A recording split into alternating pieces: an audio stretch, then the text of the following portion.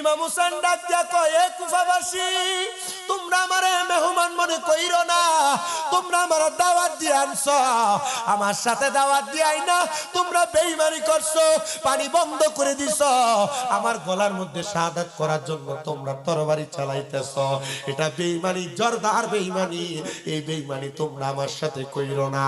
আইরে আমার বাবা রে, ওই কারবালার ময়দানে যখন ছোট্ট শিশুটারে লইয়া আমার ইমাম হুসাইন কারবালার ময়দানে গেছে, কারবালার ময়দানে কুরাত্তদির পারে যাওয়ার সাথে সাথে ইবনে জিয়াদ নামক একটা লোক পানি দিবে বইলা সামনে ডাইকাই না 80 গজ দূর থেকে একটা তীর ডাইরেক্ট মাইরা দিছে।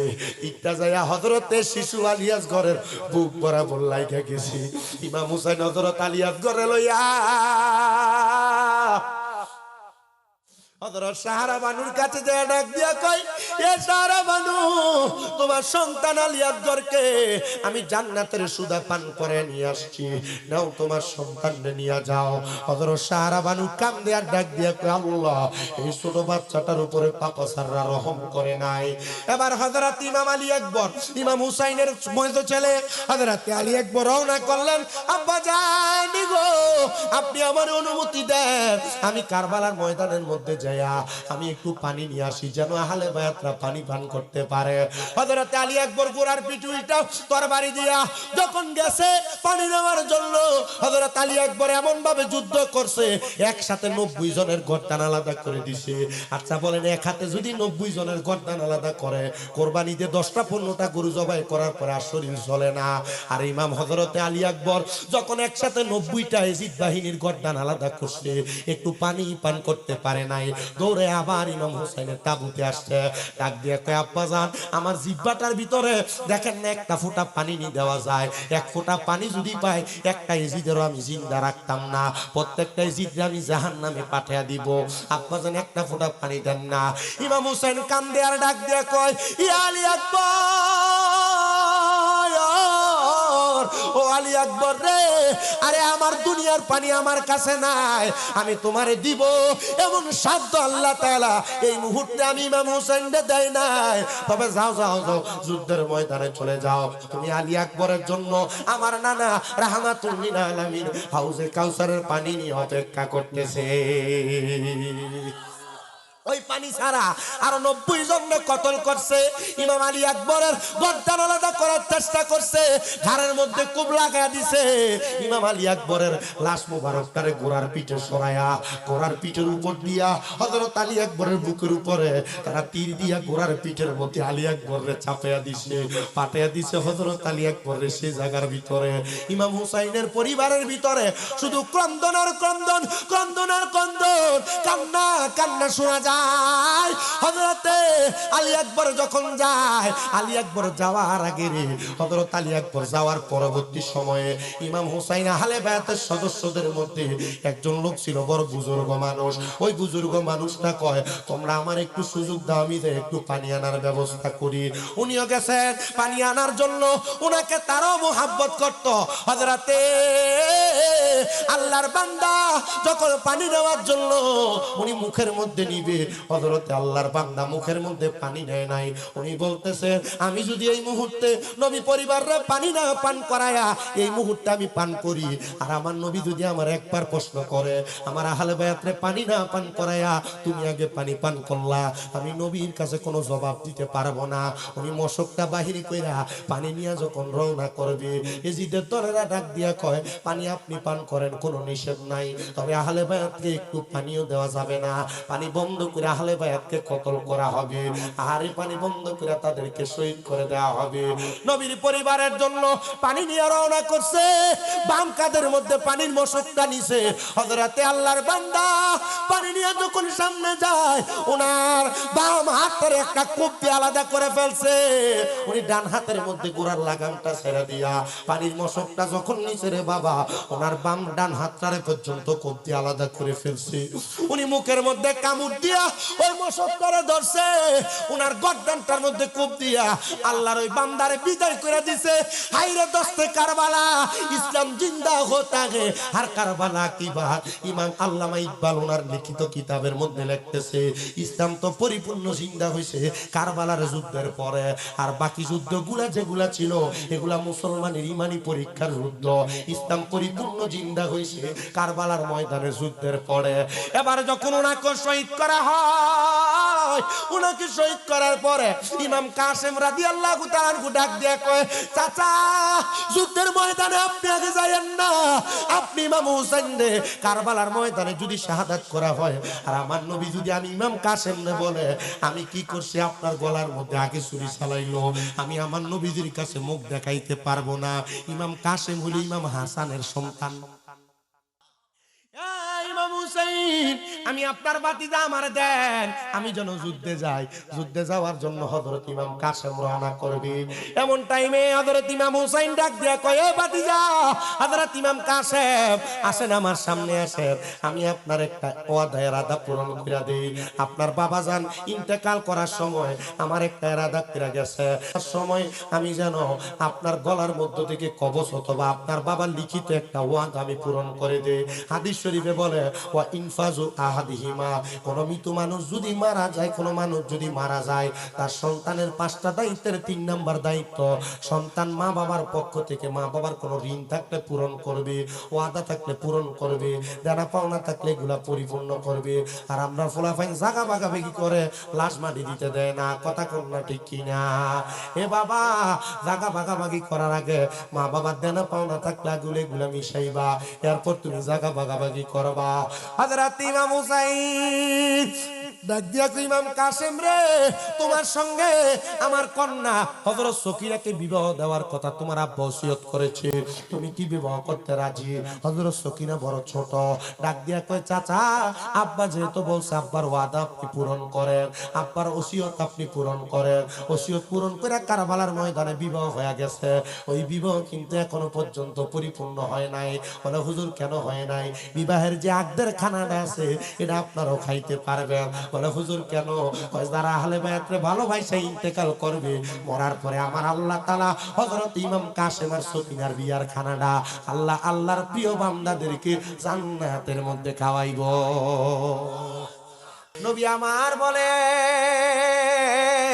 একদিন শীতের সকাল বেলা সূর্য উদিত হচ্ছে না, আমি নবীজি মদিনা শরীফ থেকে বের হয়ে রওনা করলাম মসজিদে কুবার দিকে যাব। এমন টাইমে আমি নবী ওযু করার জন্য যখন বীরে গার্সের কাছে গেলাম, বীরে গার্সের কাছে যাইয়া আমি নবী ওই বীরে গার্সের পানি দিয়া ওযু বানাইয়া যখন মসজিদে কুবার দিকে রওনা করলাম, মসজিদে কুবার দিকে যাইয়া নামাজ আদায় করার পরে আবার যখন আমি মদিনাতে ফিরে যাব, এমন টাইমে আমার নবীজির কলিজার মধ্যে একটু টান লাগলেন, একটু মায়া লাগলেন। আমি নবীজি আমার কলিজার টুকরা খাতুনে জান্নাতকে বড় ভালোবাসি, বড় মোহাব্বত করি। নবী আমার বলেন কেউ যদি আমার ফাতেমাকে কষ্ট দেয় তারা যেন আমি নবীরে কষ্ট দেয়, কেউ যদি আমার ফাতেমাকে ভালোবাসে তারা যেন আমি নবীরে ভালোবাসে। মদিনার তাজদার হুজুরপুর নূর মুহাম্মদ মুস্তাফা আহমদ মুস্তাফা সাল্লাল্লাহু আলাইহি ওয়াসাল্লাম নবীজি এবার খাতুনে জান্নাত ফাতেমাতুল জোহরার হুজরা মুবারকের সামনে গেলেন, কিন্তু আমার নবী সেই জায়গার মধ্যে প্রবেশ করে না। নবী যখন খাতুনে জান্নাত ফাতেমার হুজরা মুবারকের সামনে যায়, আমার নবীজির শরীর মুবারকে কালো রঙের একটা পশমি চাদর গায়ে দেওয়া ছিল। জোরে বলেন সুবহানাল্লাহ। নবীজির শরীর মুবারকের মধ্যে কালো রঙের পশমি চাদর লাগানো। নবী আমার ওই কালো পশমি চাদর গায়ে দিয়ে খাতুনে জান্নাত ফাতেমার হুজরা মুবারকের সামনে যায় আমার নবী সালাম দেয়। সালাম দেওয়ার পরে ঘরের দরজা খুললেন হযরত আলী রাদিয়াল্লাহু তাআলা আনহু। নবী আমার ওই ঘরে প্রবেশ কইরা সাথে সাথে আমার নবীজির চাদর মুবারকটাকে নবীজি হযরত আলী রাদিয়াল্লাহু তাআলা আনহুর সামনে আমার নবীজির চাদর মুবারকটাকে আমার নবী বড় লম্বা করে এইভাবে তুলে ধরলেন। চাদর মুবারকটা তুলে ধরলেন, নবী আমার ডাক দিলেন, ইয়া হযরত আলী আপনি আমার এই চাদরের নিচে প্রবেশ করেন। আমার নবীজি হযরত আলী রাদিয়াল্লাহু তাআলা করে চাদরের নিচে প্রবেশ করাইলেন। এমন টাইমে খাতুনে জান্নাত মা ফাতেমা তু জোহরা বের হলেন। নবী আমার ডাক দিয়া বলেন, ওগো ফাতেমা, আপনি আমার এই চাদরের নিচে প্রবেশ করেন। মাঝখানে আমার নবী, বামে হযরত আলী রাদিয়াল্লাহু তাআলা আনহু, ডাইনে হযরতে খাতুনে জান্নাত মা ফাতেমা। এমন টাইমে খেলা করতে করতে হযরত ইমাম হাসান আর হুসাইন রাদিয়াল্লাহু তাআলা আনহু আমার নবীজির সামনে আগমন করলেন। নবী আমার হযরত ইমাম হাসান আর হুসাইনকে ওই চাদরের নিচে প্রবেশ করাইলেন। এবার দেখেন মাঝখানে আমার নবী, বামে হযরত মাওলা আলী, ডাইনে হযরত খাতুনে জান্নাত ফাতেমা। ইমাম হাসান আর ইমাম হুসাইন হলো কয়জন? জোরে বলেন না কয়জন? এই পাঁচজনকে একসাথে বলে পাক পাঞ্জাতন। এই পাঁচজনকে একসাথে বলে পাক পাঞ্জাতন। তবে সাবধান, আমাদের সমাজে অনেককে দেখা যায় পাক পাঞ্জাতনের নাম দিয়া একটা খাট বানাইয়া, খাটের উপরে 5টা মোমবাতি লাগাইয়া এটার সামনে যায় মাথা নোয়া, এটা শিরিক।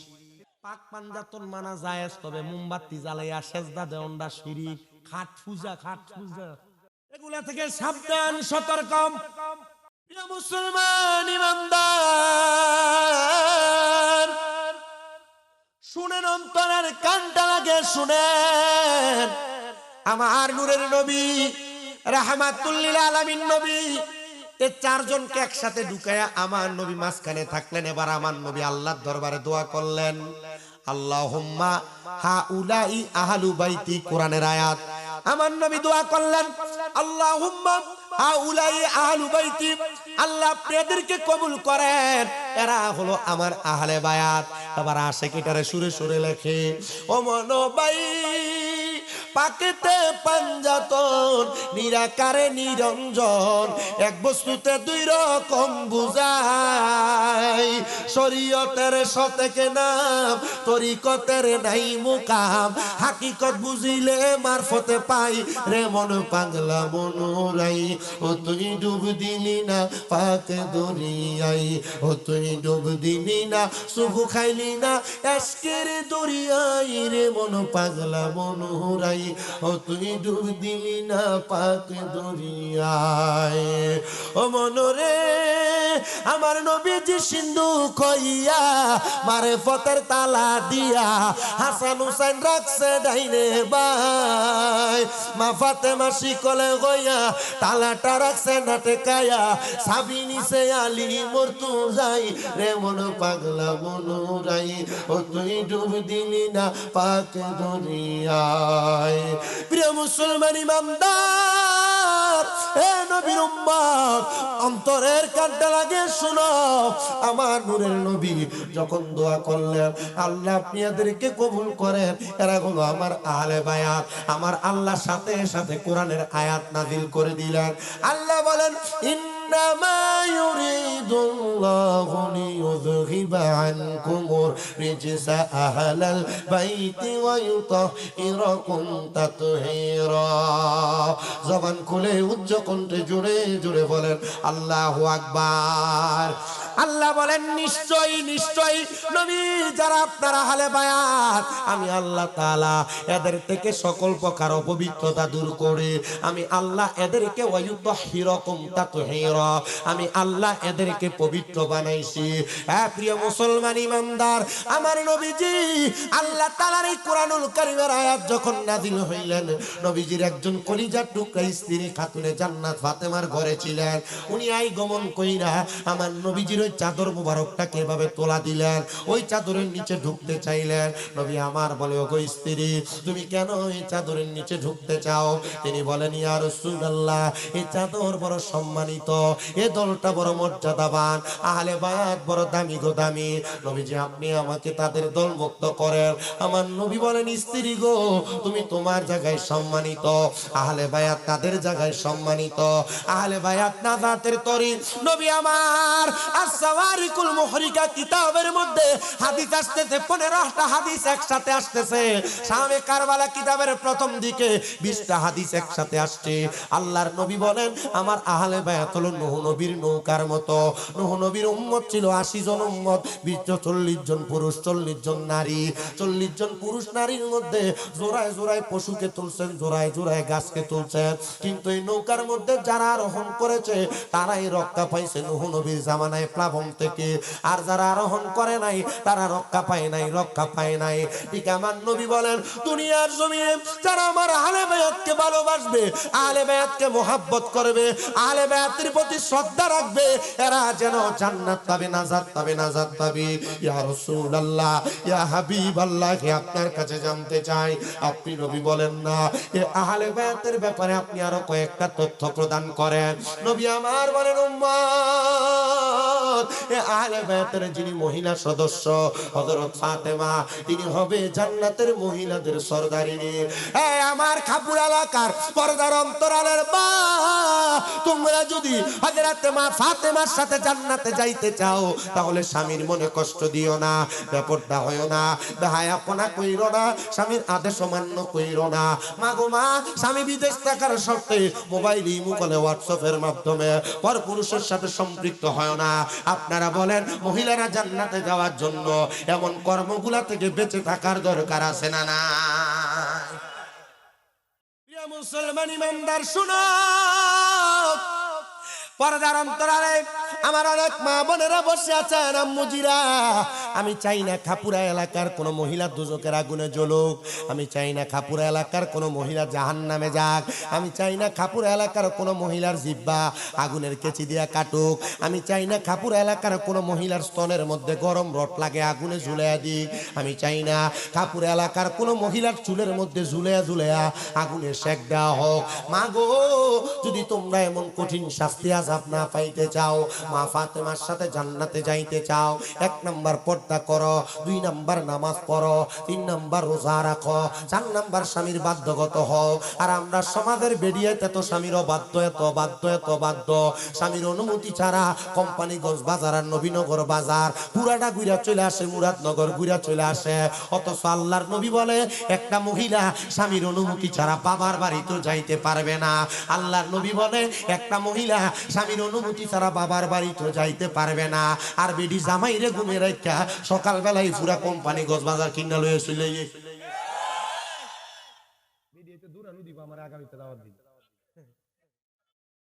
এ প্রিয় মা গো, আমি তোমাদের উদ্দেশ্যে বলছি, খাতুনে জান্নাত মা ফাতেমা কত মর্যাদাবান নারী ছিল। পেটের ক্ষুধায় 9 দিন পর্যন্ত ছিল। হযরত আলীর ব্যাপারে একটা অভিযোগ, তিনি বাবার বাড়িতে যায় না। আর আমরা এলাকার বেরিয়ায় জামাই একটু থেকে একটু হইলে ডাইরেক্ট যায় বাপের বাড়িতে বিচার দেয়, 10-15 দিন বাপের বাড়ি থেকে আসে না। না গো মা, না, স্বামীর যত রকম অসুবিধা হোক না কেন ধৈর্য ধারণ করে স্বামীর বাড়িতে বসবাস করে, এটা মহিলাদের আদর্শ। স্বামীর বাড়িতে পর্দা লঙ্ঘন না করে পর্দার সাথে থাকে, এটা আদর্শ। হ্যাঁ প্রিয় ভাই, হ্যাঁ প্রিয় বোন, আমি আপনাদের কাছে করজোড়ে আবদার জানাই, আপনার এই আমলগুলা করবেন। তবে আমার আলোচনার সাবজেক্ট যেটা, আমি সেই দিকে আপনাদেরকে নিয়ে বয়ান করতেছি, শোনেন মনোযোগ লাগায়া। আমার নবী বলে, আল হাসান ওয়াল হুসাইন সাইয়্যিদা শাবাবি আহলিল জান্নাহ, হাসান হুসাইন হবে জান্নাতের যুবকদের সরদার। প্রিয় মুসলমানেরা, এবার আমার নবী যখন ওই পর্দার নিচ থেকে বের হয়ে চলে আসবেন, নবী হযরত ইমাম হাসান, ইমাম হুসাইনকে বড় মোহাব্বত করতেন। নবীজির ডান হাত মোবারকের মধ্যে হযরত ইমাম হাসান আর বাম হাতে হযরত ইমাম হুসাইনকে নিয়ে আমার নবীজি মদিনাতুল মুনাওয়ারার পাহাড়ি পাথরের রাস্তার এবড়ো খেবড়ো রাস্তা দিয়া আমার নবী আস্তে আস্তে করে হাঁটতে লাগলেন। হযরত ইমাম হাসান আর হুসাইন রাদিয়াল্লাহু তাআলা আনহু উহ শব্দ যখন করতে লাগলেন, নবী আমার বুঝতে পারলেন ছোট ছোট পাগুলা, কোমল কোমল পাগুলার পায়ের তলার মধ্যে পাথরের আঘাত লাগার কারণে তারা একটু কষ্ট অনুভব করে। আমার নবীজি হযরত ইমাম হাসানকে নবীর ডান কাঁধ মুবারকের মধ্যে উঠাইলেন, হযরত ইমাম হোসেন রাদিয়াল্লাহু তাআলা আনহুকে আমার নবীজির বাম কাঁধ মুবারকের মধ্যে উঠাইলেন। উঠায়া আমার নবী যখন সামনের দিকে হাঁটে, তিরমিজি শরীফের হাদিসে মুবারাকা হযরত আব্দুল্লাহ ইবনে মাসউদ রাদিয়াল্লাহু তাআলা আনহু থেকে হাদিস বর্ণিত। তিনি বলেন, আমি আমার নবীজির জবান মুবারকে বলতে শুনেছি, নবী আমার বলে, যখন আমি হযরত ইমাম হাসান আর হোসেনকে আমার কাঁধ মুবারকে নিলাম, আমি নিয়ে সামনের দিকে হাঁটি, পেছন থেকে বনু কুরাইশ গোত্রের একজন লোক ডাক দিয়া বলে, হাসান হোসেনের ভাগ্য কত ভালো, একটা দামি সাওয়ারের পিঠের মধ্যে চড়তেছে। আমার নবী বলেন, আমি পিঠ মুখ ফিরাইয়া বললাম, হে বনু কুরাইশার মানুষ, হাসান হোসেন শুধু দামি সাওয়ারের উপরে উঠে নাই, সাওয়ারের উপরে যে দুইজন সাওয়ারি আছে তারাও তেমন দামি। নবী বুঝাইছে শুধু নবী দামি না, নবীর উপরে যে দুইজন আছে হাসান হুসাইনও সুবহানাল্লাহ। এজন্যই তো আমরা কারবালার মাহফিল করি, এজন্যই তো আহলে বায়াতের মাহফিল করি, এজন্য তো ইয়া পাক পাঞ্জাতন বলি, ঠিক কি না? প্রিয় মুসলমান, নবী আমার এদেরকে নিয়ে আবার মদিনাতুল মুনাওয়ারায় প্রবেশ করলেন। বর্তমানের মদিনার আগের মদিনা এক ছিল না। মুসলমান শুনো, বর্তমান মদিনাতুল মুনাওয়ারা আর 1550 বছর আগের মদিনাতুল মুনাওয়ারা এক ছিল না। মদিনাতুল মুনাওয়ারা একবারে খোলা মেলা জায়গা। আমার নবীজি হযরত ইমাম হাসান হোসেনকে নিয়া এবার নবীজি মসজিদে নববীর বারান্দা, বর্তমান যে জায়গাটাকে বাবে সিদ্দিক বলা হয় অথবা বাবে আবু বকর বলা হয়, ওই বাবে আবু বকর দরজা মানে বাবু সালাম দরজা থেকে একটু বাম দিকে ওই হলো বাবে আবু বকর দরজা। ওই জায়গার মধ্যে আমার নবী বসলেন। বৈশা হযরত ইমাম হাসান আর হোসেনকে আমার নবীজির দুই উরু মুবারকের উপর বসাইলেন, মানে দুই রান মুবারকের উপরে বসাইলেন। আমার নবী এদেরকে বসায়া এদেরকে খেজুর আহার করাইতেছেন। এমন টাইমে আমার নবীজির দরবারে আল্লাহ তাআলার ফেরেশতা মুআল্লিমুল মালায়েকা হযরত জিবরাইল আমিন আগমন করলেন। আগমন করার সাথে সাথে আমার নবীরে ডাক দিয়া বলেন, ইয়া রাসূলুল্লাহ, ইয়া হাবিবাল্লাহ, আল্লাহ তাআলা আদেশ ফরমান করেছেন আপনার এই দুইজন নাতিকে আল্লাহর রাস্তায় আপনি নবী দিয়ে দেওয়া লাগবে। নবী আমার কান্না করে দিলেন, ডাক দিয়া বলে, জিবরাইল গো, আমি আমার দুইজন নাতিকে দিতে চাই না, আমার আল্লাহ তাআলাকে বলো, যদি আমার আল্লাহ নিতেই চায়, আমি নবীর দুইজন সন্তান আছে, একজন তৈয়ব আর একজন তাহের, এদেরকে যেন নিয়ে যায়। আমার নবী যা বলে তাই আল্লাহ কবুল করেন, সুবহানাল্লাহ বলেন। কারণ আমার নবীজির একটা উপাধি হলো মুস্তাজাবাতুদ দাওয়াত। শুধু শুধু ওই নবীকে আমার মতো আপনার মতো সাধারণ মানুষ বইলা অবহেলা কইরা মুনাফিকের কাতারে নাম লেখেন না, মুরতাদ হইয়া যায়েন না। নবীজি নবীর মতো কেউ না। অসংখ্য হাদিস পড়েছি, যখন আমাদেরকে কুমিল্লা আলিয়া মাদ্রাসায় বুখারীর দরজ দেওয়া হয়, যখন আমার কওমি মাদ্রাসায় তিরমিজির দরজ দেওয়া হয়, নবীজির অসংখ্য হাদিস পড়েছি। নবীজি সাহাবায়ে কেরামকে ডাইরেক্ট প্রশ্ন করেছে, আইয়ুকুম মিসলি, কে আছো আমার মতো, আমি কি তোমাদের মতো, অথবা তোমরা কে আমার মতো? নবী আমাদের মতো না, আমরা নবীর মতো না, নবী হলো নবীর মতো। মুসলমান, নবী যেই দোয়া করে এই দোয়া আল্লাহ কবুল করে, কারণ নবী মুস্তাজাবাতুদ দাওয়াত। মুস্তাজাবাতুদ দাওয়াত ওনাকে বলা হয় যিনি যখন যে দোয়া করবে দোয়া কবুল হবে। প্রিয় নবী রাহমাতুল লিল আলামিন, নবী মদিনার তাজদার হুজুরপুর নূর সাল্লাল্লাহু আলাইহি ওয়াসাল্লাম, নবী আমার ওনাদেরকে আদর করতে লাগলেন। নবীর দুইজন নাতিকে নিয়ে গেলেন।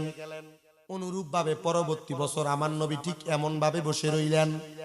নবীর কাছে আমার আল্লাহ তাআলা আবার খবর পাঠাইলেন, ইয়া রাসূলুল্লাহ, আপনার এই দুইজন নাতিকে দেওয়া লাগবে। নবী আমার ডাক দিয়া কইয়া, জিবরাইল, আমার যে দুইজন নাতিকে দেওয়া লাগবে, আমি আমার দুইজন সন্তান দিয়ে দিছি। আমার আল্লাহ কি আমি নবীর প্রতি খুশি হন নাই? আমার আল্লাহরে জিগাইবানি, আমি নবীর দুইটা সন্তান নিছি, আমি আল্লাহ কোনো বিনিময় চাই নাই। আমার আল্লাহ আমার এই দুইটা নাতিকে নেওয়ার কারণে আমি নবীরে কি বিনিময় দিবে? পুত নিয়ে গেছে, বিনিময় চাইছে না, কিন্তু নাতি নিয়ে না যাবে, বিনিময় চায়। কেন? এই নাতিগুলো জান্নাতের যুবকদের সর্দার। এই যে বুড়া বুড়া মানুষ, নবীজি দোয়া করছে, আল্লাহ আমার সব উম্মতকে হাসরের ময়দানে আপনি জওয়ান বানাই ওই তুইলেন। কি লাগা? কারণ যেন হযরত ইমাম হাসান আর হোসেন সুপারিশ করে আপনাদেরকে নিয়ে যাইতে পারে। আমরা অসংখ্য হাদিস শরীফ পড়ছি, নবীজি সুপারিশ করে নবীর উম্মতরে জান্নাতে নিব। আমাদের কুমিল্লা আলিয়া মাদ্রাসার যিনি হেড মুহাদ্দিস আল্লামা আব্দুর রাজ্জাক হুজুর কইছে, বেটা নবীজি সুপারিশ, নবীজি আল্লাহর কাছে মাসলক অবনত করা লাগবে না। বলছে আর কি নবীজি অবনত করবে, কিন্তু নবীর নাতি ইমাম হোসেনই নবীর নাতি, নবীর উম্মতরে জান্নাতে নিয়ে চলে যাবে।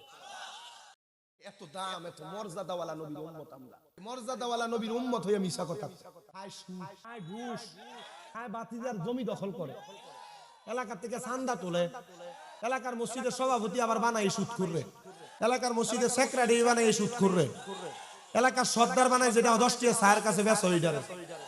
আর আমারও মাঝে মাঝে বিবেকের ভিতরে বাধা দেয়, এটির বিবেকে কুত্তা মুখছে, এটি যায় মসজিদের সভাপতি হয়। আমারে কইতাম দেও, আমি বুঝি সপ্তাহ জিগায় কি রে সুদখোরের সভাপতি বানাইছস কেন? এই মাতিস না, মসজিদের ছাদ ঢালাই দেওয়ার সময় সব রড এমেটা দিছে। মুখ খোলেন না হুজুর, না ঠান্ডা লাগে কি গো, আমারও তো ঠান্ডা আইছে 14 দিন। কি ঠান্ডা এটা গরম করে লেছি রে, বুঝলা লেছি দেখছি রে বার হওয়া কর। এই সেক্রেটারি বানাইলি আদিবন ঘুষ খাইছে, এদের এসিডি দিছে বেটা কি রে, এটা 500 টাকার কাছে বিচার ঘুরে এলা, এটারে বানায় সর্দার, যেটা এক কাপ চা খাই উচিত কথারে বেশি বানায়, এদের এর বানায় এলাকার মাতাব্ব। সি জোরে কও সি, কোন এলাকায় আছে না নাই? খাফুরের দোয়ানে বইতার তো দেখছস নি শামিমরা যে কি ওয়াজ করছে রে, টুটকুটির একবারে ধুইয়া সার্ফিক্সিল দিয়া, আছে না নাই? আবার তো এখন সুদখোরের সিস্টেম বদলাই গেছে গা, বেড়াইতে আর করে না, বাড়ি বাড়ি আমরা শাসিরা, আছে না নাই? হ্যাঁ এবারে কাছে আসি দেন না 10,000 টাকা আসেনি, এক সপ্তাহ পরে দিলাম। আরে আমার কাছে তো নাই, আমার বইনে দিছিল, তাই এটা দিয়ে চলে ফিরে এটা একটু সাইলা দিবার লাগিয়া ঘুরে গাড়াইয়া বইনের নাম দিয়ে এমন সুদূর ঘরে টেহা লাগে এমন বেরিয়ে এটা আসেনি। আরেক জাতের সুদখোর আছে এলাকা, মনে করে সরকারি চাকরি করছে অথবা জায়গা জমি বেচছা 10-15 লাখ 1 লাখ কইরা ব্যাংকের ভিতরে রাখছে, এটা ডিজিটাল নাম হইলো এফডিআর। দোয়ানে বলে যদি জিঙ্গা কি তো কাকা চলেন কেমনে, আর কই না আল্লাহ সালা ব্যাংকের থেকে মাসে মাসে তুইলা খায়, 10 লাখ রাখলে 10 বছর পরে এটা 20 লাখ হয়।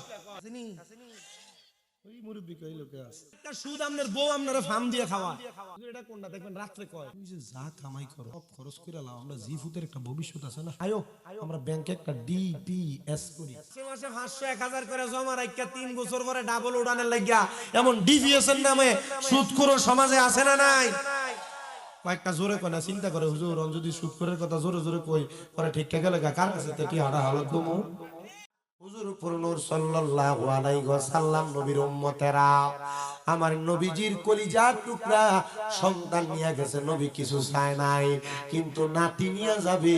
আমার নবী বলে জিব্রাইল আল্লাহরে জিগাইবানি, আমার আল্লাহ তাআলা আমি নবীর 2টা নাতিরে যে নিয়ে যাবে, আমার আল্লাহ তাআলা আমি নবীরে এটার বিনিময়ে কি প্রদান করবে? নবীরে আমার আল্লাহ জানায় দেয়, হাবিব আপনি যা চাইবেন আমার আল্লাহ তাআলা আপনি নবীরে তাই দান করবে। আমার নবী বলেন আল্লাহ আমি আমার 2জন নাতির বিনিময়ে আমার উম্মতের ফয়সালা চাই। আমার আল্লাহ তাআলার হাবিবে আল্লাহ তাআলার প্যারা হাবিবের কাছে জিবরাইল খবর দেয়, ইয়া রাসূলুল্লাহ নবী গো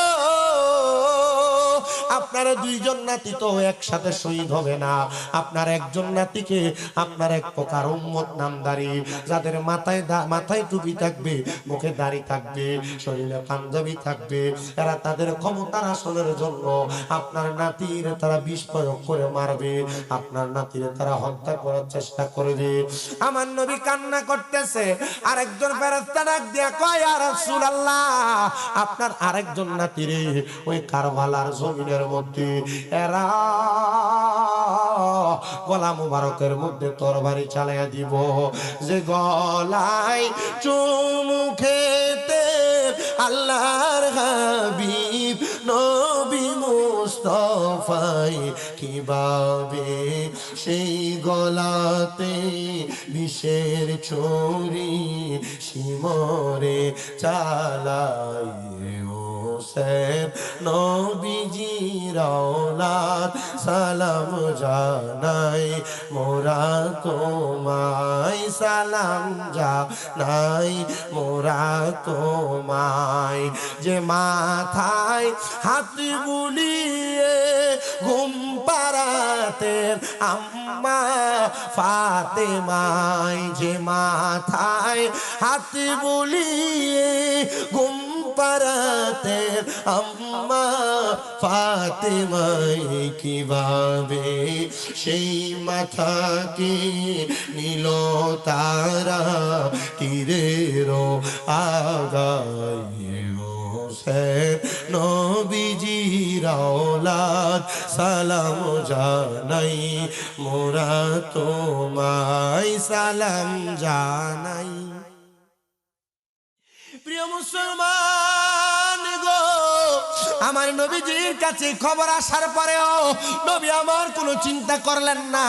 আমার আল্লাহ জানে দে হাবিব ও নবী গো, হযরত ইমাম হুসাইন কারবালার ময়দানে যখন শাহাদাত বরণ করবে, ইমাম হুসাইনের যত ফোঁটা রক্ত মুবারক ওই কারবালার ময়দানে পড়বে গো, ওই কারবালার ময়দানের প্রত্যেক ফোঁটা রক্ত মুবারকের বিনিময়ে আপনি নবীজির লক্ষ লক্ষ কোটি কোটি গুনাহগার উম্মতকে নাজাত দেওয়া হবে।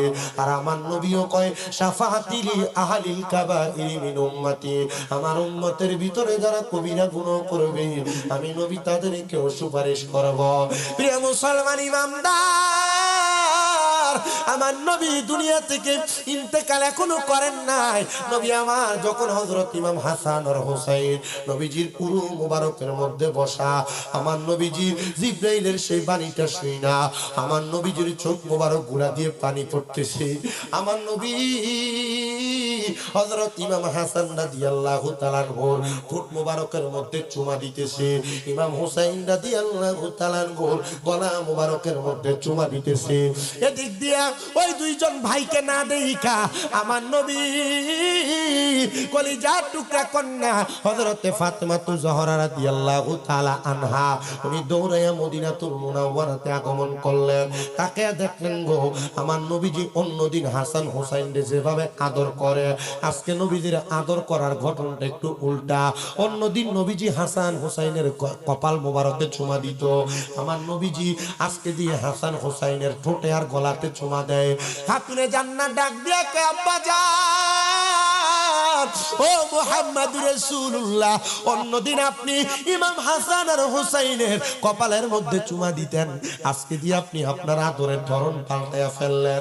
নবীজি গো, আপনি নবী আপনার নিজের ইচ্ছায় কোনো কর্ম করেন না, আর যদি করে থাকেন স্বয়ং আমার আল্লাহ তাআলার ইশারা। নবীজি গো, আজকের আলো আজকের আদরের ধরনটা কেন এমন? আমার নবীজি এই কথাটা শুই না কান্না করে দিলেন, আর ডাক দিয়ে কয় ফাতেমা, আমি নবী এই জন্য এইভাবে কাঁধা চুমা দিতেছি, এইভাবে আদর করতেছে, কারণ হইল আমার আল্লাহ তাআলা ঘোষণা করছে আমার ইমাম হাসানকে দুষ্ট পাপাচারী ইয়াজিদের দলেরা তার মুখের মধ্যে তারা বিষ পান করে দিব, যেন ইমাম হাসানকে বিশুকরিয়া না ধরে। আমি নবী এই জন্য ইমাম হাসানের ঠোঁট মোবারকে চুমা দেই, কারণ আমি নবীজির ঠোঁট মোবারক রহমতওয়ালা ঠোঁট, রহমতওয়ালা ঠোঁট যে জায়গার মধ্যে লাগবে ওই জায়গা বিষ দিয়া মারতে পারবে না। শেখলাকে রহমতে আলম নবী নূরে মুজাসসাম, রহমতে আলম নবী নূরে মুজাসসাম, সাহাবীরা আতর বানায় ওই নবীজির ঘাম মোবারক, সাহাবীরা আতর বানায়। বাবা শুনো জানো মানো কেমন আমার নবীজি, যাহার পাগল চন্দ্র সূর্য তারকার জি, যাহার পাগল চন্দ্র সূর্য তারকার জি। বাবা আরো শুনবানি সুন্দর কাহিনী, জান্নাতের রোমে রোমে লেখা নবীর নাম বলো, রহমতে আলম নবী নূরে মুজাসসাম, রহমতে আলম নবী সাহাবীরা আতর বানায় ওই নবীজির ঘাম বলো, সাহাবীরা আতর বানায়। বাবা উসুনে হান্নানা একটা খেজুর গাছের নাম, যাকে ধরে খুতবা দিতেন রাসূল আকরাম, যাকে ধরে খুতবা দিতেন রাসূল আকরাম। গাছটা নবীর বিরহে কাঁদিতে রহে, গাছটা নবীর বিরহে কাঁদিতে রহে। হতবাক হইলেন যত সাহাবাই কেরাম, বলো রহমতে আলম নবী সাম, বলো রহমতে আলম নবী নূরে মুজাসসাম। সাহাবীরা আতর বানায় ওই নবীজির ঘাম, বলো সাহাবীরা আতর বানায় ওই নবীজির ঘাম। জবান খুলে জুড়ে বলেন আল্লাহু আকবার। নবী আমার ডাক দিয়া কয় ফাতেমা, হযরত ইমাম হুসাইনের গলা মুবারকের মধ্যে এই জন্য চুমা দেয় যেন ইমাম হুসাইনের গলা মুবারকের মধ্যে তারা তরবারি দিয়ে আঘাত করলে ইমাম হুসাইনের গলা মুবারক না কাটে। আমার নবী দুনিয়া থেকে বিদায় হয়ে গেলেন, নবীজির কলিজার টুকরা হযরত আলী বিদায় হয়ে গেলেন, আমার নবীজির কন্যা ফাতেমাতুজ জোহরা বিদায় হয়ে গেলেন। যখন বিদায় হয়ে যায় আমার নবীজির প্রথম বড় নাতি হযরত ইমাম হাসান রাদিয়াল্লাহু তাআলা আনহু, ইমাম হুসাইন রাদিয়াল্লাহু তাআলা আনহু জোরের কবুতরের মতো একসাথে চলতেন। আমার নবীজি তাদেরকে একসাথে করে দিয়ে গেছেন। বিশাল লম্বা কথা, আমি এখান থেকে আলোচনার ধারাবাহিকতা টানতেছি। ইমাম হাসান আর হুসাইন একসাথে গেলেন, ওরা যখন একসাথে ঘোরাফেরা করে গো, ঘোরাফেরা করতে করতে করতে করতে ইমাম হাসান রাদিয়াল্লাহু তাআলা আনহু একটু আলাদা হইলেন। আরে মরুভূমির বেদুইন সাইজা ইমাম হাসান রাদিয়াল্লাহু তাআলা আনহু রে এরা একবার বিষ পান করায় নাই, দুইবার বিষ পান করায় নাই, ছয় বার তারা বিষ পান করাইছে। কিন্তু ইমাম হুসাইন রে বিষে মারবো কেমনে? ইমাম হুসাইনের ঠোঁটের মধ্যে তো নবীজির ঠোঁট মুবারক লাগছে, এই জন্য ইমাম হুসাইনের ঠোঁট মুবারকের মধ্যে বিষ লাগলে বিষটা মধুর মতো হইয়া যায়। বন্ধুরে আমার হযরত ইমাম হুসাইন রাদিয়াল্লাহু তাআলা আনহু যখন উনি ইমাম হাসান রাদিয়াল্লাহু তাআলা আনহু শব্দ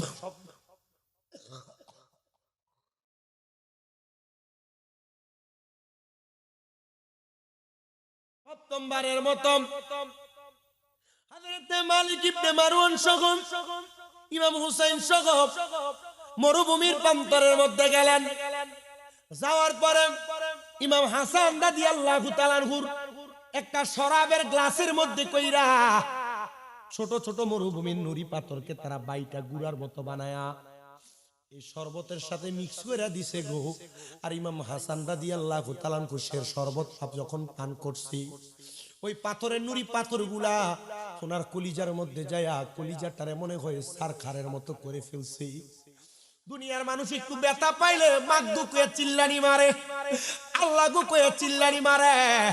ইমাম হাসান রাদিয়াল্লাহু তাআলা আনহু রে যখন ওই বিষের সাথে শরবতের সাথে পাথরের নুরি পাথরের গুড়াগুলা বাইটা খাওয়ায়া দিছে, ইমাম হাসান নানা গো কই একটা চিৎকার মাইরা মরুভূমির প্রান্তরের পাহাড়ের একটা গুহার পাশে পড়ে গেছে। ইমাম হুসাইন ডাক দিয়া কয় ও মালিক ইবনে মারওয়ান গো, ও মালিক ইবনে মারওয়ান, আমার ভাই মনে হয় কঠিন কোন বিপদে পড়ে গেছে, চলেন না গো আমার ভাইজানের বিপদটা আমি একটু দেখে আসি। মালিক ইবনে মারওয়ান কয় না না, আপনার ভাই কেন বিপদে পড়বে? ইমাম হুসাইন ডাক দিয়া বলতেছে দুনিয়াতে দুইজন নাতি আছে, বিপদে পড়লে তাদের নানারে স্মরণ করে, একটা হলো আমি ইমাম হুসাইন আর একটা আমার বড় ভাই ইমাম হাসান। ইমাম হুসাইন দৌড়ে যায় দেখতেছে ইমাম হাসান রাদিয়াল্লাহু তাআলা আনহু ওই মরুভূমির মধ্যে বিষক্রিয়াটা পেটের মধ্যে যাওয়ার পরে ওনার পেটের মধ্যে যখন ওই পাথরে নুরি পাথর গুলা গেছে উনি ছটপট ছটপট করতেছে। এমন টাইম ইমাম হুসাইন ডাক দিয়া কয় ও ভাই হযরত ইমাম হাসান, আপনি কেন এমন ভাবে ছটপট করতেছেন? আপনারা বুঝি আবার তারা বিষ পান করাইছে? একবার তাদের নামটা বলেন। উনি ছিলেন একটু জালালি হালতের, একটু গরম হালতের, হাতের মধ্যে তরবারিটা টান দিয়া ডাক দিয়া কয় ভাই একবার বলেন না কে আপনার বিষ পান করাইলো। ইমাম হাসান কয় ভাইজান ইন্নাল্লাহা মাআস সাবিরিন, নিশ্চয় ধৈর্য ধারণকারীর সাথে আমার আল্লাহ আছে। আপনি এদেরকে যদি এখন কতল করে দেন আমার নানার উম্মতদের ঈমান কেমনে পরীক্ষা করব? আমি অনেক সময় দেখছি কারবালার মাস আসলে বহু দাড়ি টুপিওয়ালারা ইয়াজিদরে তারা হাফেজে কোরআন কয়, ইয়াজিদরে তারা রহমতুল্লাহ আলাই কয়। আরে নবীর নাতির গলাতে যারা ছুরি চালাইছে এরারে কেমনে তারা প্রশংসা করে আমার বুঝে আসে না, কেমনে তারা প্রশংসা করে বুঝে আসে না। বন্ধুরে ইমাম হুসাইন বারবার কয়েকবার আপনি তার নামটা বলেন না। কে আপনারে বিষপান করাইলো, কে আপনারে নুরি পাথরের গুড়া খাওয়াইলো? এই কথাটা একজন শিল্পী সুরে সুরে লিখতেছে। আরে ও ভাই কহে একবার শুনি, আরে কে তোমারে খাওয়াইলো জহর নবীজির পরানি রে? বাইরে আমার সোনার চন্দ্রমণি। আল্লাহ বলে ও জিবরাইল, জিবরাইল যাও না রে চলিয়া, ওরে ৭০,০০০ ফেরেশতা আনো জানাজার লাগিয়া রে। বাইরে আমার সোনার চন্দ্রমণি, ছোট ভাই কই বড় ভাই রে? ও ভাই কেমনে যাও চলিয়া, আজকে থেকে গেলাম গো আমি বাইহারা হইয়া রে। বাইরে আমার সোনার চন্দ্রমণি, আকাশ কান্দে বাতাস কান্দে, কান্দে দরিয়ার পানি। আর দুই পুত্র হারাইয়া কান্দে জান্নাতে ফাতেমা জননী রে। বাইরে আমার সোনার চন্দ্রমণি। ইমাম হাসান ডাক দিয়া কয় বড় ভাই ইমাম হুসাইন গো, আমার শাহাদাতের প্রতিশোধ আপনাকে নেওয়া লাগবে না। আপনার কাছে আমি শেষ বেলায় একটা আবদার জানাইছি।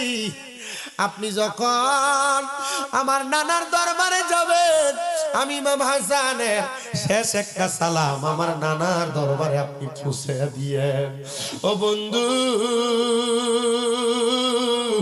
ইমাম হাসান শুধু বারবার এই কথা যখন বলছে দুনিয়া থেকে বিদায় হইয়া শহীদের পেয়ালা পান করছে। এবার ইমাম হুসাইন রাদিয়াল্লাহু তাআলা আনহু কারবালার ময়দানে এখনো যায় নাই রে, মদিনাতে অবস্থান করতেছে। কারবালার ময়দানে যাওয়ার জন্য ইয়াজিদের দলেরা, ইবনে জিয়াদের দলেরা, শিমরের দলেরা ইমাম হুসাইনকে একটা দুইটা না 1250 চিঠি দিছে, ইমাম হুসাইন আপনি কুফা নগরীতে আসেন।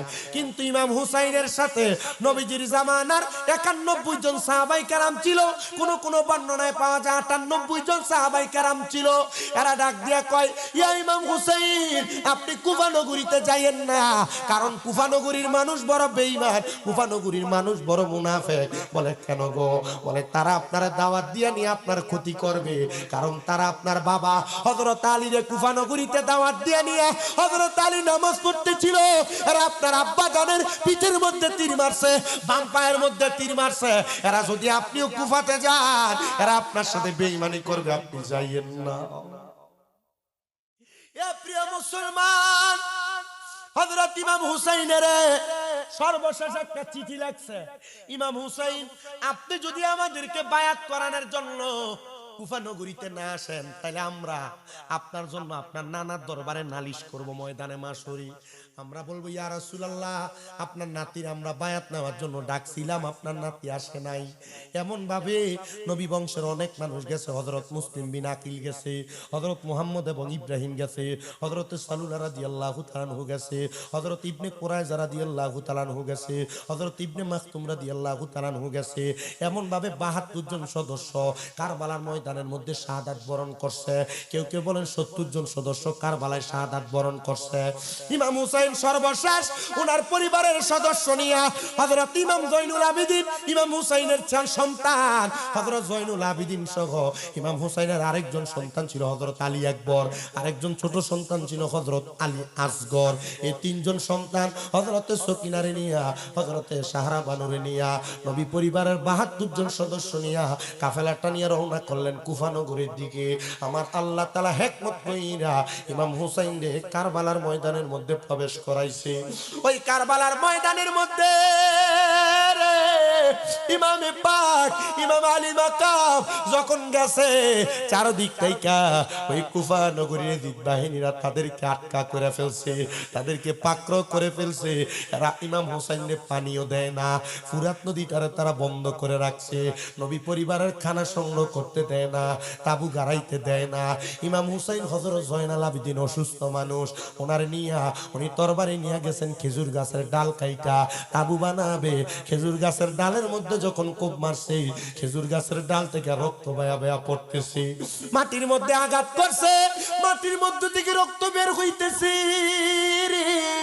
হযরত জয়নুল আবেদিন প্রশ্ন করে, আব্বা আব্বা গো, ও নবীর বংশ হযরত হুসাইন ইবনে আলী, আপনি বলেন না গো এই মাটি থেকে কেন রক্ত আসে? খেজুর গাছ থেকে তো কোনোদিন রক্ত পড়তে দেখলাম না, এই মাটিটা কোন মাটি? ইমাম হুসাইন কান্দে। হাদিস শরীফে মাটির নাম হলো কারবালা। ওই কারবালা নামক জায়গাটার মধ্যে যখন তারা চলে গেলেন, এবার কারবালার ময়দানের মধ্যে তাইকা হযরত ইমাম হুসাইন রাদিয়াল্লাহু তাআলা একজন দুইজন করে তারা কারবালার ময়দানে শহীদ হয়ে যাচ্ছে। হযরতে সাহারা বানু ইমাম হুসাইনের স্ত্রী, ছোট বাচ্চা মানুষ হযরতে আলী আসগর, ওনারে কোলের মধ্যে কইরা ডাক দিয়া কয়, ও স্বামী ইমাম হুসাইন গো, আপনাদের সঙ্গে নাই জিদ বাহিনীর দুশমনি, ছোট বাচ্চাটার সাথে তো কোনো দুশমনি নাই, এটার লইয়া যায় দেখেন না, এরা নিয়ে আপনার একটু পানি দেয়, ছোট বাচ্চাটার নিয়ে তারা একটু পানি দেয়।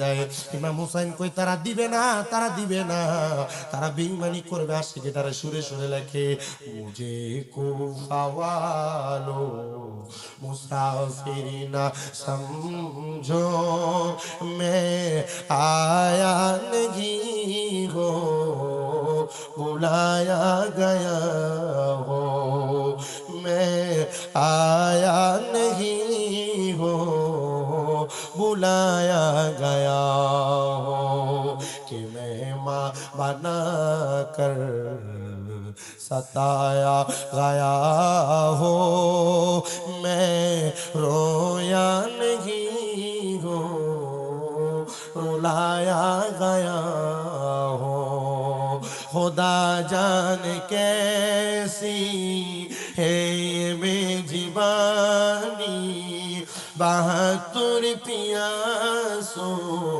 काहे बंद पानी, मुक़द्दर में हो ज़े कौसर का पीना, मैं प्यासा नहीं हो पिलाया गया हो, झुका था जो सर पर गाहे खुदा में, वही सर कलम हो गाया करबला में, शहादत की मंजिल को पाया है मैंने, मैं मुर्दा नहीं हो जिलाया गया हो, मुझे कुफा वालो मुसाफिर न समझो, मैं आया नहीं हो बुलाया ইমাম কাসেম যুদ্ধে রওনা করলেন। রওনা করার সময় হযরত সকিনার কাছে বলে, ও সকিনা, তোমার কাছে আমার আবদার, আমি স্বামী হিসেবে তোমার হকগুলো আদায় করতে পারবো না। আমি যদি যুদ্ধে যা শহীদ হয়ে যাই, তুমি আমি ইমাম কাসেমের প্রতি রাগ রাখবা না, কোনো দাবি রাখবা না। হযরত সকিনা কয়, স্বামী গো, আপনি যদি শহীদ হয়ে যান, আপনি শুধু আমার একটা কথা বলেন না, আপনি আমার পরিচয় দিবেন আমি একজন শহীদের স্ত্রী। আর আমরা বেরিয়ে জামাই বিদেশ গেলে এক ভরি স্বর্ণ দরকার, একটা সেট গলার হাট দরকার, একটা জোড়া কানের দুল দরকার, এক মাসের বেতন পাইলে বেডির একবার মার্কেটে যাওয়ানোর দরকার। এ বেডিয়ায় তোমরার কাছে আমি করো জোরে আবদার করি, জামাইয়ের কাছে এগুলা চাইও না। জামাইরে নামাজি বানাও, জামাইরে মোত্তাকি বানাও, জামাইরে ফরেজগার বানাও। এখন জামাইরে ফরেজগার বানাইবো কেমনে? বেডি নিজেও তো নামাজ পড়ে না, মোবাইলে টিকটক দেখতে দেখতে সারা রাত চলে যায়, সকালে নাস্তাও বানায় না। জামাইয়ের মতো জিফুতের মতো। খোদার কসম, বেরিয়ে তোমরা জাহান্নামী, বেরিয়ে তোমরা জাহান্নামী, বেরিয়ে তোমরা জাহান্নামী। যদি তোমরা স্বামীর হুকুম আহকামগুলা না মাইনা, পর্দা না কইরা, নিজে নামাজি না হইয়া স্বামীরে নামাজি না বানাও, তোমরা জাহান্নামী, তোমাদের ঠিকানা জাহান্নাম। মহিলারা চাইলে একটা স্বামীরে অটোমেটিক নামাজি বানাইতে পারে। বেডি নিজেও নামাজ পড়ে না, জামাইরেও নামাজ পড়ায় না, বেটা নিজেও নামাজ পড়ে না, বেডিরেও নামাজি বানায় না। বেটা বেডিরে নামাজের কথা কইব কেমনে? বেটা সিগারেট খাইতে খাইতে ঘরে যায়, সকালে ঘুম থেকে উঠে আবার সিগারেট ধরে বাথরুমে যায়। এ বেটা নিজেও পড়ে না, বেডিরেও নামাজের কথা বলে না। আবার বললে বেডিরে হঠাৎ করে যদি কয়, বেডি আবার টিটকারি মারে, আজকে সান্দা উঠছে কোন দিক দিয়ে।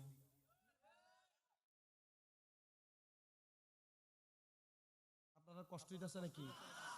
আমি শেষ করতেছি আর অল্প একটু। আপনি আমাকে একটু সময় দিবেন, আর একটু সময় কি দিবেন? আর একটু আল্লাহ কবুল করেন। খিচুড়িটি ঠান্ডা হয়ে যাব, ঠান্ডা হলে তো বেশি খাইবা।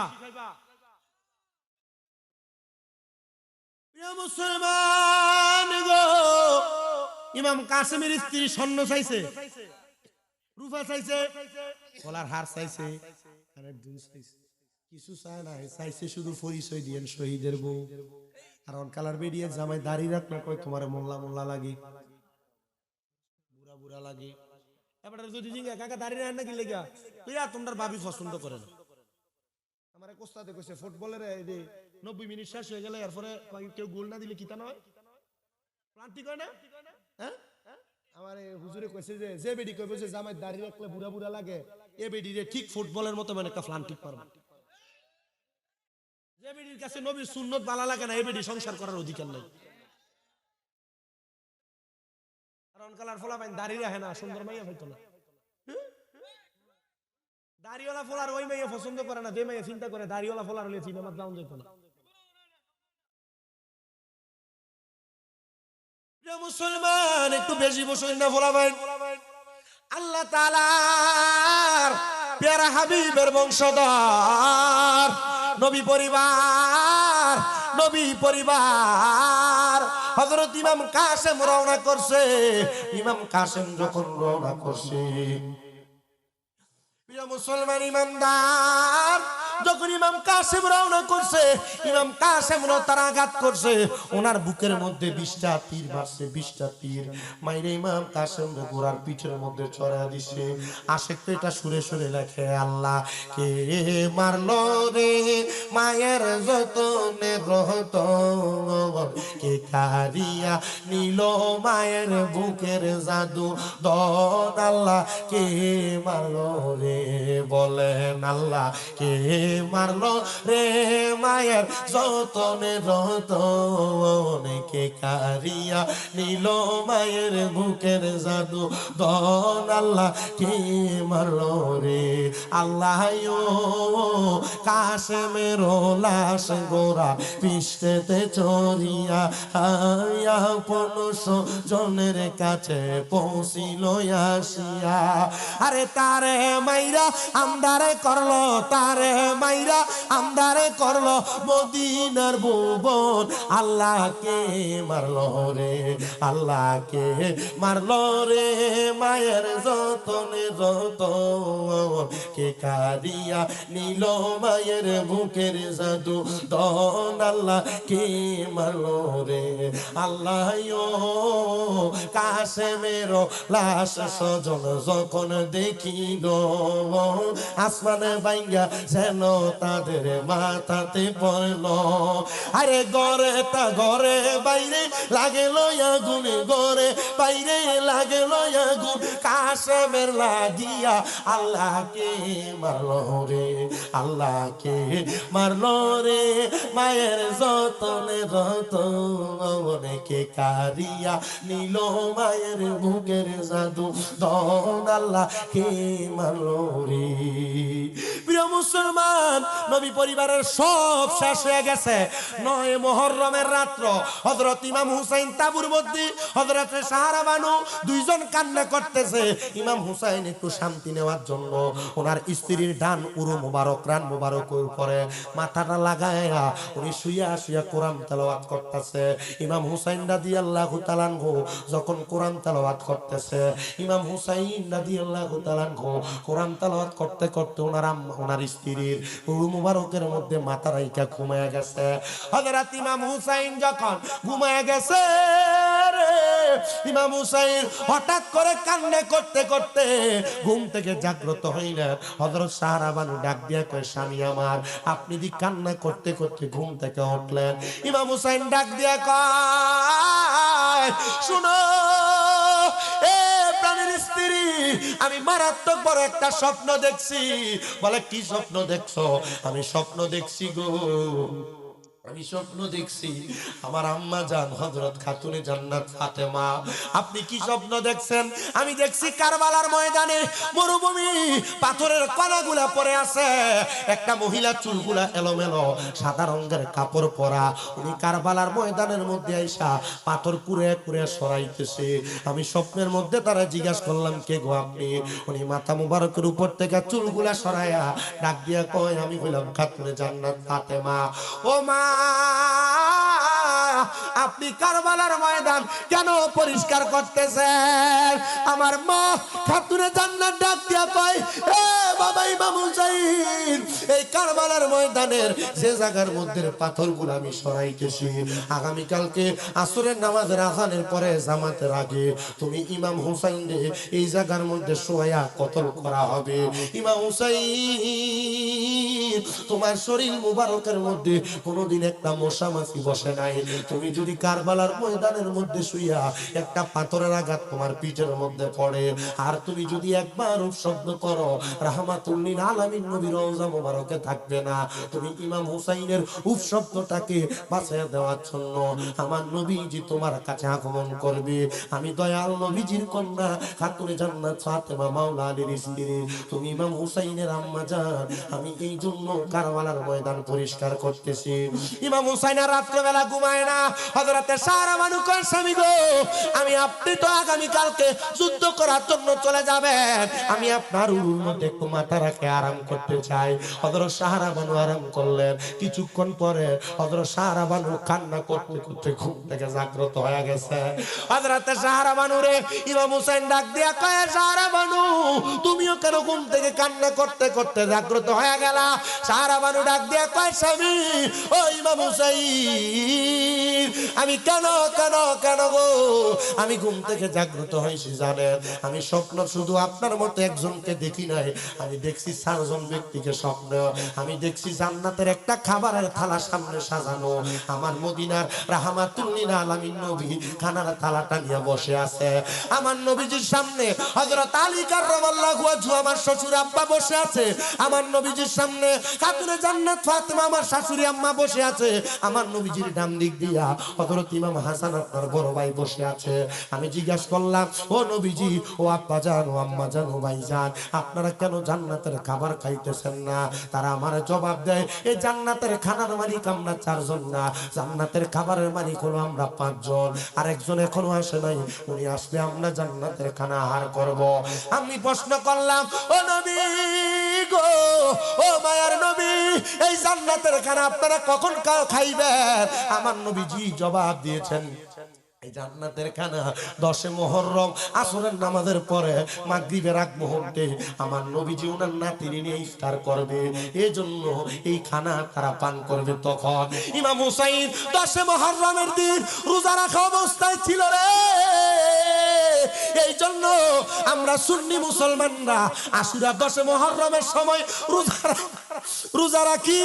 শুধু তাই না, এই দিন শুধু রোজা না, আমার নবী 10 মুহররমের সময় 2টা রোজা রাখছে, একটা 10 মুহররম, একটা 11 মুহররম। নবী আমার মদিনাতে আগমন করার পরে দেখছে ইহুদিরা 10 মুহররম রোজা রাখে।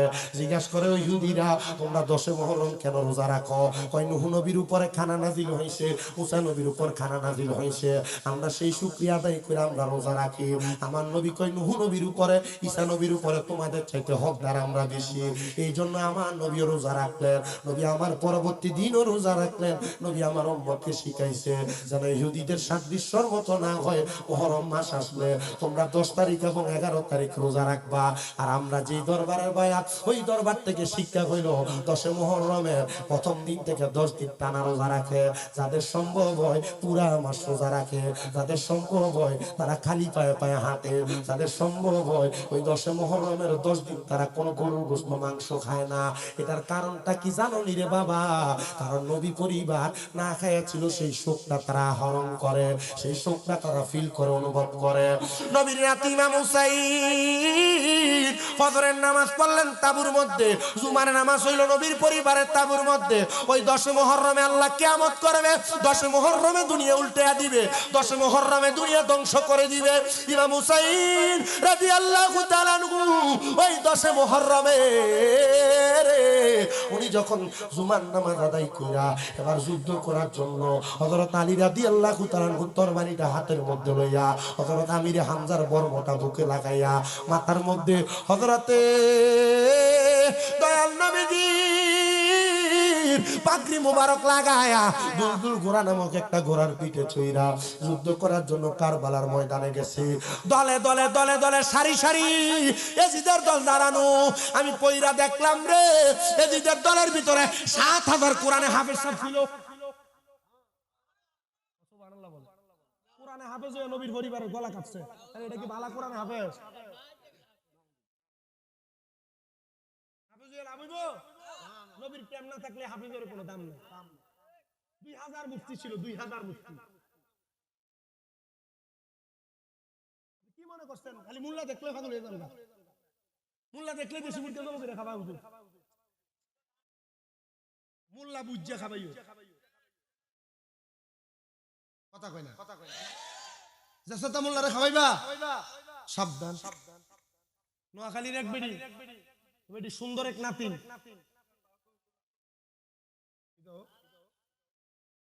আমার নি কইতেছে কইলা আমার কইলা বাদ দি মাটিস নাই তা কুস্তে। আমি কি তা কই রাখো? বেডি সুন্দরী নাতিন যে এলাকার ফলাফান সবে নাতিনের লগে ভালো। বাড়ির আশেপাশে ঘুরে এক ফলা একটু টেপনা সালাক। এ ফলা দাদির কাছে যাকো, দাদি গো তুমি তো মুরব্বী মানুষ, চলতে ফিরতে কষ্ট হয়, আমি তোমার খেদমত করবার লাগে আমার রায়। বেডি আমি নিজে চলতাম পারি না, তোর বেতন দেবো কই থেকে? না গো দাদি, বেতন দেওয়া লাগতো না, তুমি আমার লাগে দোয়া করলে হইবে।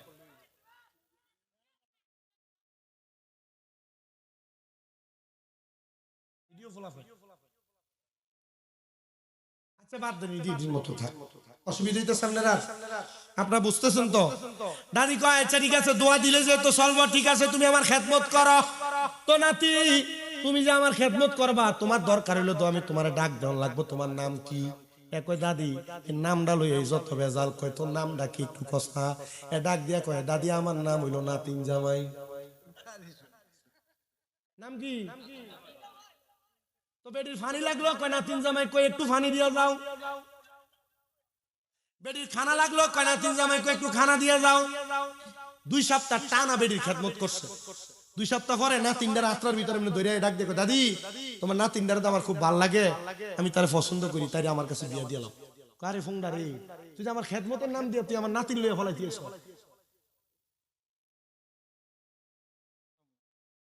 দাদি কয় না আমার নাতিন সুন্দর, তাই আরো ভালো জায়গায় বিয়ে দন যেত, তোর কাছে দন যেত না। ডাক দেখো তোমার নাতিনও তো আমার পছন্দ করে, জিগাও কিলো কহ না তোর বিয়ে দন যেত না, খুব শয়তান, 2 সপ্তাহ তোরে ফড়াইছে, এত রাস্তা রাখতো না, তুই লগে যাইস না। না দাদি তুমি দিতা না বিয়া, কর না তাই আমি ফলাই যাই গা, নাতিন লইয়া ফলাই যাগা। আর বেটিটা এলাকার মানুষ আমার নাতিন জামাই, আমার নাতিন লইয়া ফলাই যাগা। এলাকার মানুষ ধরে এই বেটি করে বেটি নাতিন জামাই নাতিন লইয়া ফলাইতো না, তোর লইয়া ফলাইতো না।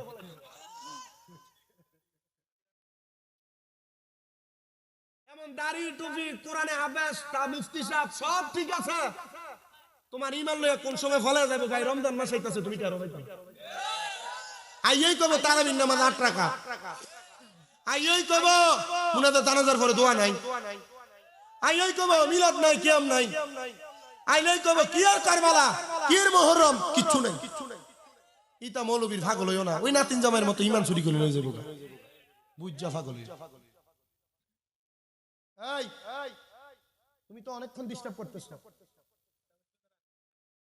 আমি তোমাদের সাথে এখানে কথা বলছি না, আমার কথার নমুনা তো তোমাদের বোঝার উচিত ছিল। আমি ফালতু সময় নষ্ট করি না তো, একটা নামাজ করতেছি। আমি যদি উড়া দুরা সময় নষ্ট করতাম একটা হইতো। আমি তো গাড়ি থেকে নামার পরে আমি বুঝছি যে কোন পোলাটা কেরকম। আমি ফোলা মানে সালামের নমুনা দেখলে বুঝি যে ফোলা কিতা করবে। মনে করছি 2-3 বার তাকাইলে ঠিক হয়ে যাবে, দুষ্টামি চালায় যাচ্ছে। একটা কাউল আছে, আল আদাবু খায়রুম মিনাজ যাহাবি ওয়াল ফিদ্দাতি, আদব স্বর্ণ রূপার চাইতে উত্তম। স্বর্ণ রূপার টাকা দিয়ে দোকান থেকে কিনা যায়, বেয়াদব রাস্তাঘাটে পাওয়া যায় না, আদবওয়ালা মুআদ্দাব সন্তান টাকা দিয়ে কিনা পাওয়া যায় না। কেন এগুলা করে নিজের মা বাবাকে অসম্মানিত করছো? মানুষ তো তোমাকে কিছু বলবে না, মানুষ বলবে অমুকের পুত্র এমন। মানুষ মা বাপ লয়ে গালাগালি করে, কেন এই সমস্ত অপকর্ম আমাদের দ্বারা হয়? যারা ছোট মানুষ আছো তোমাদেরকে বলছি, আমি এলাকায় এসে ছোট ছোট যে হিসাব করে 10, 12, 15 বছর যে পোলাপান গুলা দেখছি, বেশিরভাগ দেখছি বেয়াদবি করে, বেশিরভাগ দেখছি কথার ভিতরে আদব নাই। কেন তোমরা এগুলা করো? এই যে আমি বক্তা হইছি, আমি কামেল পরীক্ষা দিছি, কিন্তু আমি আমার পড়ালেখার যোগ্যতা দিয়ে বক্তা হইনি। আমি বক্তা হইছি একমাত্র আমার এলাকার মুরব্বী, আমার মা বাবার দোয়ার বরকতে আমি বক্তা হইছি। তো তোমরা যদি বেয়াদবি করো, জীবন এমনি তো ধ্বংস হয়ে যাবে। এগুলা বুঝো, এরপর ওয়াজ মাহফিলে বসো। সমাজ বড় কঠিন, জামানা বড় কঠিন। এমন কোন কর্ম তোমরা ছোটরা করবা না যেটার কারণে তোমার মা বাবার মুখ মানুষের কাছে কাটা যাবে, মা বাবার মুখ পোড়া যাবে। তোমরা এমন ভাবে চলবা, এমন ভাবে জীবন গঠন করবা। নবীজি তো ছোট ছোট বাচ্চা দেখলে আদর করতেন। আমি তোমাকে আদর করব কখন? যখন তোমার শালীনতা ভদ্রতা দেখবো, তোমার লজ্জা দেখলো তো আমি তোমাকে আদর করতে পারবো না।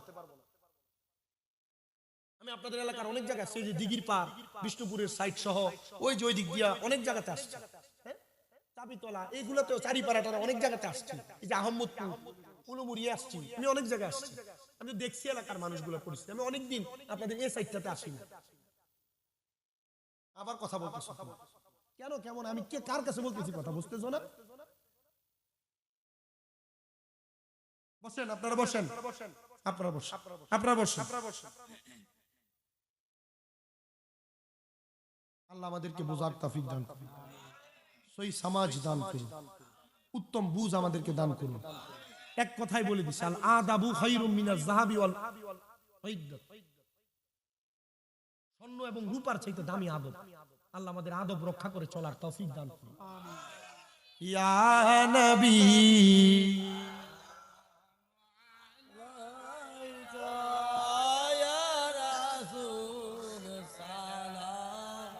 তাবারুক খায়া ইবাদতে লাগা যাবেন।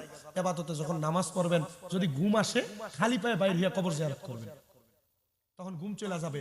মসজিদে আসবেন, কিছুক্ষণ এবার কোরআন তেলাওয়াত করবেন। কোরআন তেলাওয়াত করে আবার যদি ঘুম আসে, এবার আবার নামাজে দাঁড়িয়ে যাবেন। এভাবে পুরো রাত্র জাগ্রত রাখবেন। যে পোলাপান বিদেশ যাওয়ার চেষ্টা করেন, পারেন না, শবে বরাতের রাতে আপনার ভাগ্য লিপিবদ্ধ করা হবে। আপনি শবে বরাতের রাতে আল্লাহর কাছে বিদেশ যাওয়ার জন্য চাইবেন। যাদের কামাই রুজিতে বরকত নেই চাইবেন। যে মহিলারা সন্তান হয় না শবে বরাতের রাতে চাইবেন। যাদের ব্যবসায় বরকত হয় না শবে বরাতের রাতে চাইবেন। যারা পড়ালেখায় উন্নতি হয় না শবে বরাতের রাতে চাইবেন। যারা বিপদে পড়ে রয়েছেন শবে বরাতের রাতে চাইবেন। আর আমরা অনেকে তো হালুয়া রুটি খাইলে বেদাতি আর ভণ্ডকে অনেকেই অনেক রকমের কথা বলে। জি না, এটা ইসলামী একটা ট্রেডিশন। নবীর কাছে প্রশ্ন করা হয়েছে, আইয়ুল ইসলাম খায়রুন, ইসলামের মধ্যে উত্তম কাজ কি? নবী বলে, কলা তুতিমুত তাম, অপরকে খাদ্য খাওয়ানো। তা আপনি শবে বরাতের রাতে এই দিনকে উদযাপন করার জন্য আপনি হয়তো একটু হালুয়া বানাইলেন, একটু রুটি বানাইলেন, মানুষের বাড়িতে দিলেন। আত্মীয়তার ভ্রাতৃত্বের বন্ধনটা ঠিক থাকে।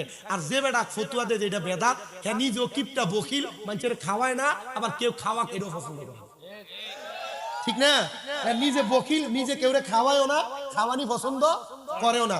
এটা ভ্রাতৃত্ব বন্ধন। বাড়ি বাড়ি দিবেন, এক বাড়ির 10-15 জন বেরিয়ে মিল্লা রুটি বানাইবো, হালুয়া বানাইবো, বাড়ি বাড়ি পোলাপান দিয়ে দিব। এটাই তো একটা ট্রেডিশন।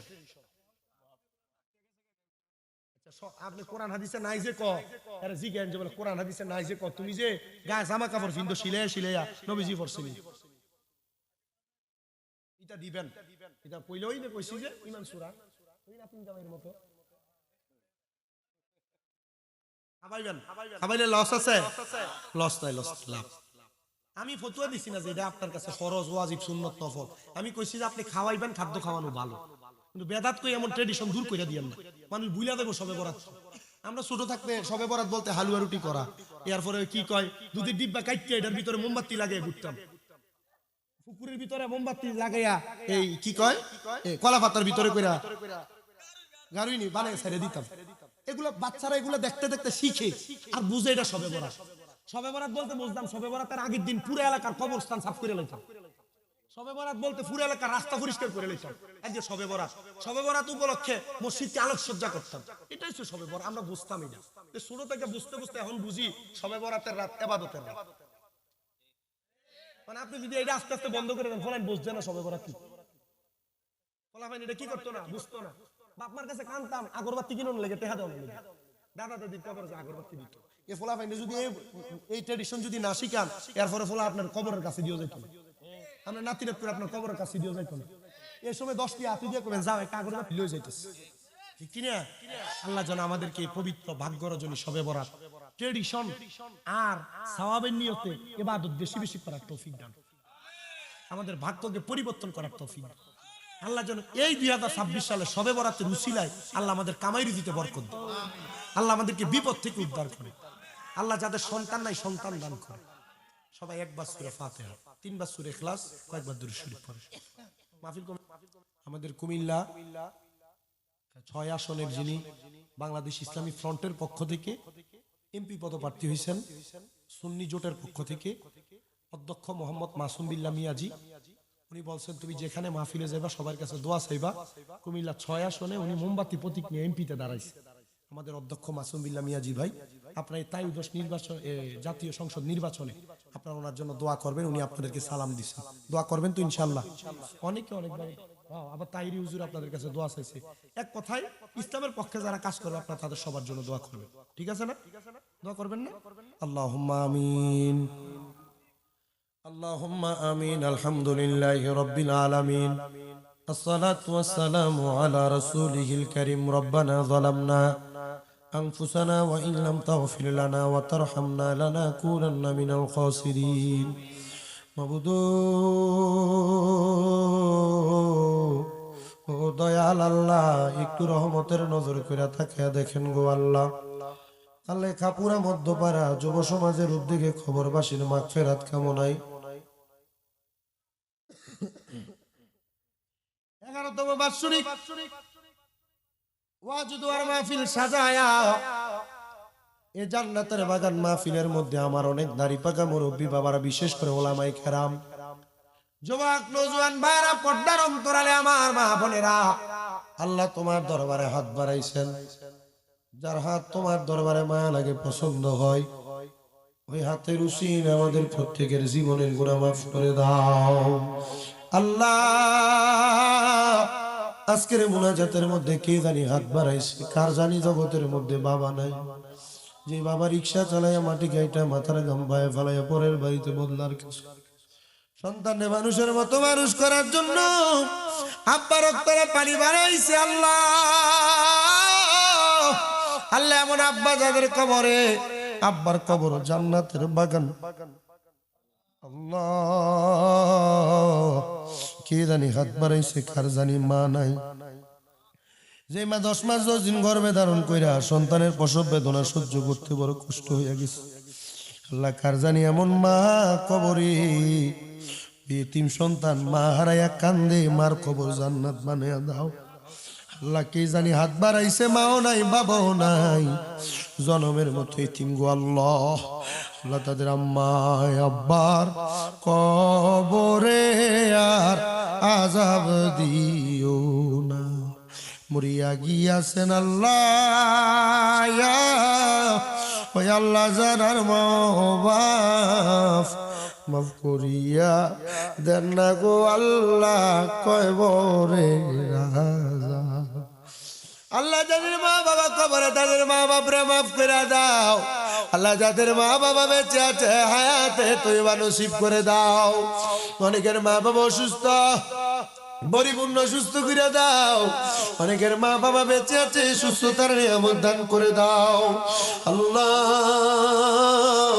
আজকের মাহফিলে যারা টাকা দিয়া, পয়সা দিয়া, শ্রম দিয়া, বুদ্ধি দিয়া, পরামর্শ দিয়া, মাইক দিয়া, লাইট দিয়া, প্যান্ডেল দিয়া, মিডিয়ার ভাইরা সহ সম্মানিত শ্রোতা মণ্ডলীরা, বিশেষ করে পুরুষরা, মা বোনেরা তাবারুকের জন্য যারা সহযোগিতা করেছে, আল্লাহ প্রত্যেকের দোয়া তুমি কবুল মঞ্জুর করে নাও। যে বক্তা শ্রোতারা ওয়াজ করেছে, শুনেছে, প্রত্যেককে আমল করার তৌফিক দাও। আমাদের প্রত্যেকের মনের নেক নেক আশাগুলো পূরণ করো আল্লাহ। অনেক প্রবাসী ভাইরা বিদেশ থেকে দোয়া চাই, আল্লাহ আমার প্রবাসীদের খাস দোয়া তুমি কবুল করে নাও, মঞ্জুর করে নাও। প্রবাসীদের মনের নেক নেক আশা পূরণ করে দাও আল্লাহ। এ মাহফিল 11তম মাহফিল, কিয়ামত পর্যন্ত তুমি দায়েম এবং কায়েম রাখো আল্লাহ। আমাদের ব্যবসা বাণিজ্য, কাজকর্মে, চাকরিতে বরকত দান করো। যারা পড়ালেখা করে বিদ্যা বুদ্ধি বাড়াইয়া দাও। মানে সম্মান ইজ্জতে জিন্দেগি নসিব করে দাও। প্রত্যেকের মনের নেক আশাগুলো পূরণ করে দাও। মরণ দিবা দুঃখ নাই, তবে বেঈমান বানায় মরণ দিও না। মরণের আগে বারবার মক্কা মদিনা তাওয়াফ জিয়ারত নসিব করেও। সামনেই 12 ফেব্রুয়ারি ত্রয়োদশ জাতীয় নির্বাচন আসতেছে। আল্লাহ বাংলাদেশটাকে আপনি সমস্ত প্রকার বিশৃঙ্খলা থেকে হেফাজত করে সুশীল সুন্দরভাবে নির্বাচনের কার্য সম্পূর্ণ করে বাংলাদেশের দায়িত্ব যারা গ্রহণ করবে সুন্দরভাবে দেশ পরিচালনা করার তৌফিক তাদেরকে দান করে দেয়। এই সোনার বাংলাদেশের উপর খাস রহমত বরকত দান করে আমাদের প্রত্যেকের মরণের আগে বারবার মক্কা মদিনা তাওয়াফ জিয়ারত নসিব করায়া আখিরি জবানে মধুর কালেমা পড়ায়া দিয়েন লা ইলাহা ইল্লাল্লাহু মুহাম্মাদুর রাসূলুল্লাহ সাল্লাল্লাহু আলাইহি ওয়াসাল্লাম। আসসালামু আলাইকুম ওয়া রাহমাতুল্লাহি ওয়া বারাকাতুহু ওয়া মাগফিরাহ। সবাই শৃঙ্খলাবদ্ধভাবে বসবেন, এরা যেন তাবারুক দিতে সুবিধা হয়।